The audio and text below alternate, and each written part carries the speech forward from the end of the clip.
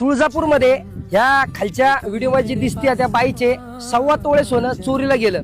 तुम्ही घाबरू नका, पहिल्यांदा घाबरलेत. काय तुमचं नाव आहे? कुठं कुठं? देवळाच्या मंदिराच्या दारातच घेतलंय. बापरे. आणि म्हणजे फोटो काढीस नव्हते. मी म्हटलं आता माझं दे. ती म्हणते देतो, इष्टीत देतो. मी म्हणते इष्टीत नको बाय, जेवणा जागी अहो तुम्ही काढून काय दिलं पण? त्या बाईला समोरच्या बाईने सांगितलं की फोटो काढायचा म्हणून सोनं घेतलं आणि फरार झाली.